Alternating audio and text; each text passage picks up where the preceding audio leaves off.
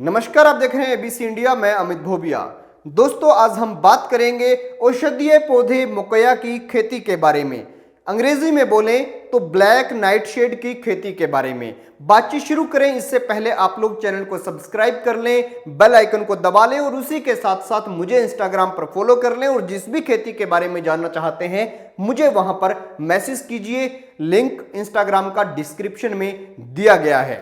तो दोस्तों, आपको बता दूं कि मोकया की बुआई आप लोग बारिश के महीने में कर सकते हैं, यानी मई, जून, जुलाई और अगस्त, इन 4 महीनों में कभी भी कर सकते हैं। आपको क्या करना है, सबसे पहले ऐसी ट्रे लेनी है, उसके अंदर मोकया के बीज लगाने हैं। जब पौधा 6 इंच का हो जाए तब उसे खेत में लगा देना है। खेत में लगाने का तरीका रहेगा, पौधे से पौधे की दूरी 1 फीट और लाइन से लाइन की दूरी 1.5 फीट। इस हिसाब से आपको इसकी हाई डेंसिटी के अंदर बुआई कर देनी है। अब आपको क्या करना है दोस्तों, 40-50 दिन के बाद इस पर कुछ इस प्रकार के फल आएंगे।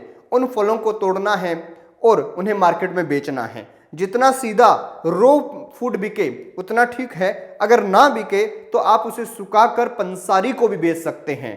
क्योंकि दोस्तों, आपको बता दूं, जिनको बीपी की दिक्कत होती है, जिन्हें शुगर की दिक्कत होती है, जिन्हें लीवर की दिक्कत होती है, जिनके गुर्दों में पथरी की दिक्कत होती है और उसी के साथ साथ जिन्हें सेक्स की प्रॉब्लम होती है, वहां पर इसे औषधीय दवाई के रूप में, एक औषधि के रूप में इस्तेमाल किया जाता है। अब रही बात कि इसकी कौन सी वैरायटी हम लगाएं। वैसे मार्केट में 2 ही ज्यादा अच्छी वैरायटी इसकी चलती हैं। दोनों के नाम आपको यहां पर मैंने दे दिए हैं। दोनों में से कोई भी वैरायटी आप लोग लगा सकते हैं। अब रही बात कि ये हो कहां कहां जाता है, तो ये पूरे भारत में हिमालय पर भी मिलता है और दक्षिण पठार पर भी मिलता है और राजस्थान में भी मिलता है। वैसे इसे पहले बंजर जमीन का पौधा कहते थे, लेकिन जब लोगों ने इसके औषधीय गुण को पहचाना और उगाना शुरू किया तब ये लगभग पता लगा कि हर एरिया में ही हो जाता है। घर के पास में आप इसके बीज छिड़क देंगे तो वहां भी हो जाएगा। और कई बार आपने देखा होगा, पुराने और खंडहर घर होते हैं वहां पर भी ये उगा होता है। पहले बच्चे इसको खाया करते थे, लेकिन आजकल के बच्चे जो हैं वो जो प्लेट में मिले वही खाते हैं, दूसरी चीज खाते नहीं है। और अब रही बात कि इसके अंदर कमाई कितनी है, तो मैं आपको बता दूं कि इस खेती के अंदर खर्चा बहुत कम है।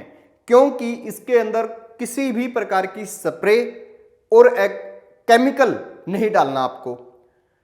आपको केवल मात्र इसके अंदर फार्म का जो मैन्योर होता है, गोबर की खाद है, सूखे हुए गले हुए पत्ते हैं, वो सब चीजें डालनी हैं। और बीमारी इसको कोई लगती नहीं है। आपने देखा भी होगा कि ये अनचाही जगह भी उग जाता है, लेकिन इसका एक औषधीय गुण है, इसीलिए इसे पंसारी होते हैं जो अपने शहरों में, वो काफ़ी बड़ी मात्रा में रखते हैं इसकी क्वांटिटी।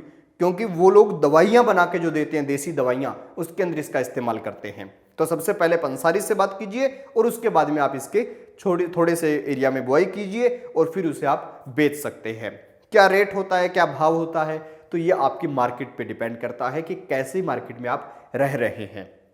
खैर दोस्तों, इस खेती के बारे में अगर आप इसे बड़े स्तर पर करना चाहते हैं तो मैं आपसे इतना ही कहूँगा कि अपने यहाँ के जो भी एग्रीकल्चर डिपार्टमेंट के अधिकारी हैं, एडीओ हैं या कोई और अधिकारी हैं, उनसे आप संपर्क कीजिए, बातचीत कीजिए। या फिर आप जो भारत में कई संस्थान हैं जो मेडिसिन प्लांट के ऊपर काम करते हैं, उनसे बातचीत कीजिए और बड़े स्तर पर कर सकते हैं। अन्यथा आप छोटे से स्तर पर करके अपने लोकल मार्केट में भी इसे बेच सकते हैं।